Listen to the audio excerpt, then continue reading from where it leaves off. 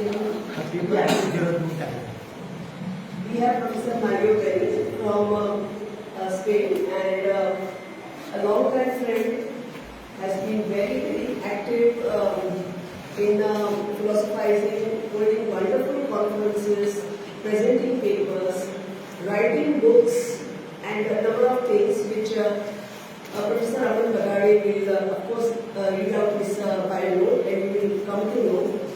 But his area of research has always interested me very much and added to me. So he's in a way quite a teacher in letting me know that what Nyaspas can do and what does he speak on religion. So today he's going to speak on Nyaspas' concept of religion, or according to Nyaspas, what is religion. So let us just have a brief look at his bio note from Professor Aman Bagade. Sir. Thank you, madam. Here I am going to introduce to Maria Wenning. Sir, Maria Wenning is a professor of philosophy at Loyola University, Andalusia. His work focuses on social and political philosophy as well as aesthetics from an intercultural perspective. Some publications on his credit included the co-edited volumes The Human Animal Boundaries 2018 and 2021. Second one is Environmental Philosophy and East Asia 2022, and The Right to Resist, Philosophies of Dissent 2023. Before moving to Spain, Wenning worked at the University of Macau for 13 years and held visiting appointments at Kyoto University, the Poitiers University of Frankfurt, UC Berkeley, and Fudan University in Shanghai. This is the introduction of Professor Mario Wenning, sir. I am requesting to the Mario sir, please present your speech on your projected subject. Please, sir. Please. You are supposed Thank you very much for the kind. Yes. Can you hear me well? Yeah. We can hear you. Thank you. Yes. Thank you very much for the kind invitation and introduction for that today. And also as an artist, so I will speak for about 20 minutes or so. As mentioned before, my interest is in cultural philosophy and critical theory, also Chinese philosophy. Kaliostas has been one of the pioneers, I think, of the cultural philosophy, and I welcome very much the invitation from Ramiti to speak about Kaliostas' conception of religion, or rather his conception of what he calls philosophical faith. Today is part of Kaliostas' work that I have not engaged with much before, so this is a very welcome opportunity to develop some first ideas and reconstruct this aspect of Kaliostas' philosophy. So let me read my paper now. While Kaliostas' conception of the axial age is a frequent reference point in current debates, his reflection on religions are less known. One can even say that they are largely neglected. This is unfortunate since the multifaceted and original attempt to search for a common ground, and this is how I titled my paper, The Search for a Common Ground, Westward Philosophical Faith. The common ground of world religions continues to be relevant in the current post-secular constellation, where religion takes on new forms and what Nyaspas calls powers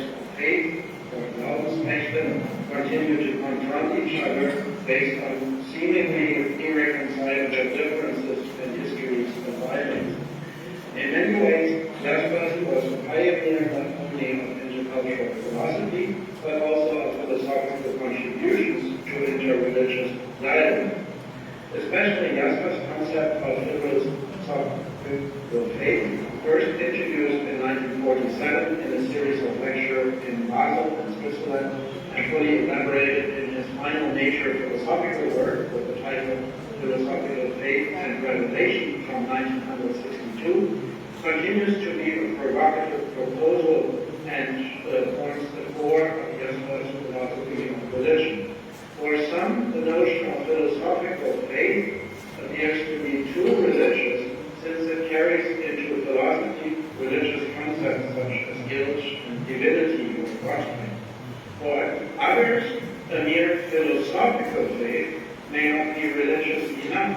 Jaspers explicitly emphasizes that he does not believe in religious revelation and suggests that philosophers are well advised to follow this example. Given his equidistance to a secularism dismissive of religion and a pious religiosity, it would strangely be the concept of philosophical faith in being at odds with established paradigms of relating philosophy and religion that may be relevant at a time when religious conflicts have returned, unfortunately, to the center stage of global politics, as we can see in the current developments in Gaza and other parts of the world. As Alan Olson has, I think, rightly emphasized, the English translation of Jaspers' book title, Der philosophische Glaube angesichts der Offenbarung, as philosophical faith and revelation, may not capture the semantic nuances of the German original. And I quote Olson here, philosophischer Glaube and philosophical faith do not mean precisely the same thing in English and in German. And the major difference, it seems to me, is that the Germanic use of Glaube in its various forms entails a certain amount of thinking, but thinking combined with feeling is a kind of intuitive, but not a rigorous or pure kind of thinking. The use of faith does not imply thinking in English, however. In fact, it usually means the opposite, namely blind acceptance, trust, and even the negation of reason and rationality by way of emotivistically driven conceptions of faith. And one could also add that the German Glaube, or faith, suggests commitment to reflective confidence that could be translated as having faith in something or in someone. Andreas Sedana, another Jaspers scholar, defines the term faith as follows. Faith signifies an inner certainty and confidence which is not validly inducible and which is incapable of truth, but nevertheless intellectually challenging.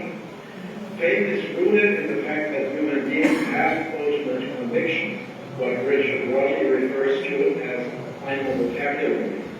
These convictions, or ultimate final vocabularies, are revisable, and it is part of the duty of the philosophical mode of existence to probe and question these convictions of faith.